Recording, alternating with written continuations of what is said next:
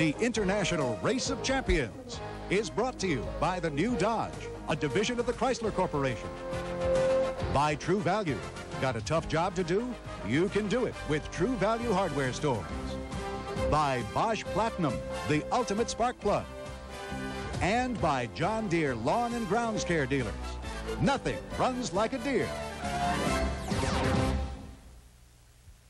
In the International Race of Champions, only these cars are used for the races themselves.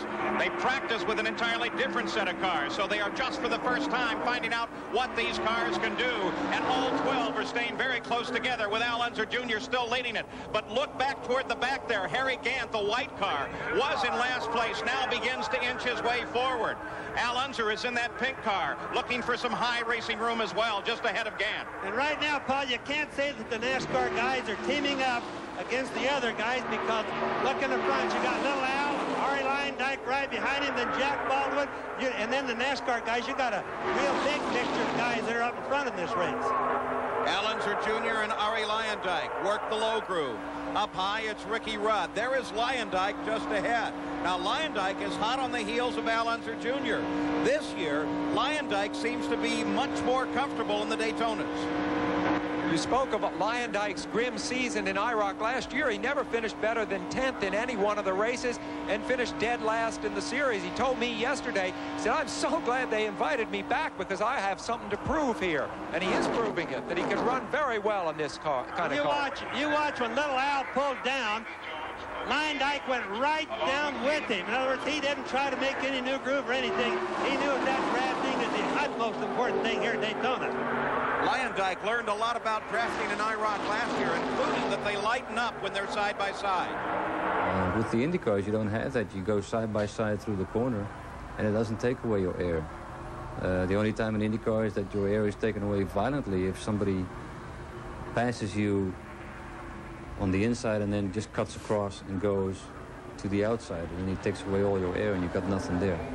That also happens in these types of cars, but what I didn't realize was that driving side by side could actually get you into big trouble. As everyone knows, Ari Leyendyke did not have a full-time ride that last year. He does this year with Chip Ganassi in Indy, and he has a very good season ahead of him. I think his confidence is at an all-time high. You know, some of the IndyCar guys don't like to come here because they feel, there's Rudd moving up. Some of the IndyCar guys don't like to come here because they feel the NASCAR guys have too much of an advantage.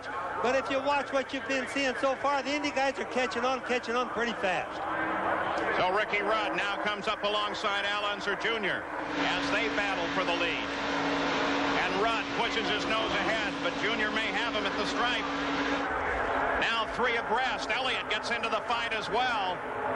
And boy, look at that power. What a perfect piece of positioning as Elliott comes around and picks up the lead. Ricky Rudd drops in second. Jack Baldwin is still staying solidly in the fight. He seems happier running on the low groove. I think Elliott did a really good job. That was a pretty good calculated risk because he got a good draft, went three abreast at the tri-oval and got by him.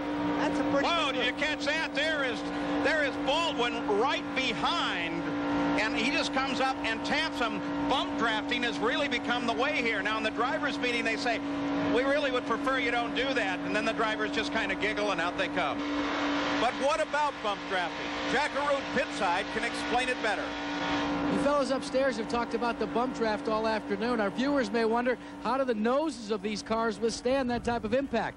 Well, here's a hammer, and take a look. I'm banging on it pretty hard. These Dodge IROC Daytonas are built to last. You can be sure that each and every one of the drivers know well that these noses will take a beating. That's why they plant them to the rear deck lid of their competitors in the bump draft. At the front of the field, a battle between the stock car great Bill Elliott and Al Unser Jr. Bill Elliott, a truly modest man who does not really crave public adulation. Press days are not his favorite thing. Looking from the top of Ricky Rudd's car, there's Al Unser Jr. as he comes up into second place once again. Leyendyke stays tapped on the back of him. There's Big Al. Boy, they all get past Rudd. That's a perfect example of what happens when you get hung out to dry. Everyone just comes by, and you've got to wait for a spot to open up in the line to move back in. Well, that was a good example of Ricky Rudd doing exactly that, Sammy. He stayed on the left side. Everybody else switched over to the right lane, and he just went way back into the back because he had no help. Now Davey Allison pokes his nose in there as well as Big Al really gets her sliding loose. Gets it back under control, but he'll lose a little bit of positioning because of that. You know, it's so hard to work your way up. You have to plan all your moves so carefully. Then one little mess up like they just had right there, and you go way back to the back and have to start all over again. Big Al doesn't race much these days, but he's still got nerves of steel. Look at that. After that near problem, he came right back, got back in the thick of it right away. Now Rudd decides the high groove is the better place to go as Al Jr. takes it down low with Lion Dyke behind him. The two stock car greats, Rudd and Kawicki, run on the high side. Then Big Al sits inside. Davey Allison in the black car sits up high and comes in right behind Big Al. Now you just watch Lion Dyke sliding back because he didn't get in the fast lane there. For a moment they were strung out, but now all 12 run back together again.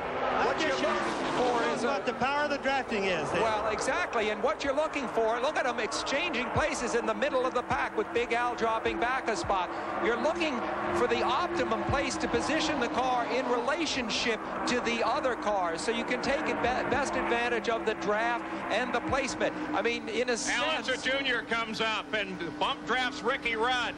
Gives them both a boost and get him going. Rudd is out in front of this field. That's the back end of Rudd's car. And, you know, positions in this field right now especially are so dependent on what the other guy does. You can't always say a driver made a mistake so he went back. It's often what the other guy did that causes it.